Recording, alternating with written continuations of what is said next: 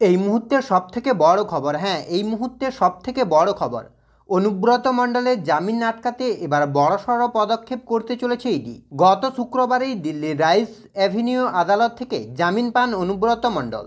তবে ইডি তার জামিন আটকাতে দিল্লি হাইকোর্টের দ্বারস্থ হতে পারে। শেষ পর্যন্ত কি হয়, বেলা গড়ালেই তা জানা যাবে। যদি ইডি দিল্লি হাইকোর্টে যায় তাহলে জানা যাবে ইডি অনুব্রত মণ্ডলের জামিন আটকাতে চাইছেন এবং তিহার জেলে রাখতে চাইছেন তাকে।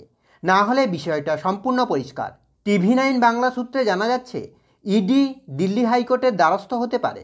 আজ বিকেল 5টার মধ্যে যদি কোনো ব্যবস্থা না হয় তাহলে অনুব্রত মণ্ডলের জামিন অবশ্যই মঞ্জুর হবে এবং তিনি তিহার জেল থেকে বেরিয়ে আসবেন। ইতিমধ্যেই তার জামিন বন্ডের সমস্ত কাগজ এবং 10 লক্ষ টাকা বন্ড কাগজ জমা করেছেন তার আইনজীবী। যদি ইডি হাইকোর্টে যায় এবং অনুব্রতর জামিন আটকে যায় তাহলে বেশ খানিকটা চাপে পড়তে পারে রাজ্যের শাসক দল তৃণমূল কংগ্রেস। আজই ফিরতে পারেন বীরভূমের বাঘ। সপ্তাহের প্রথম দিনই জেল মুক্তি হওয়ার সম্ভাবনা তৃণমূলের দাপটে নেতা অনুব্রত মণ্ডলের। তিহার থেকে বেরিয়ে এক মুহূর্ত আর দিল্লিতে থাকতে চান না অনুব্রত। আজ রাজ্যে ফিরতে চান তিনি। সঙ্গে ফিরবেন তার মেয়ে সুকন্যাও।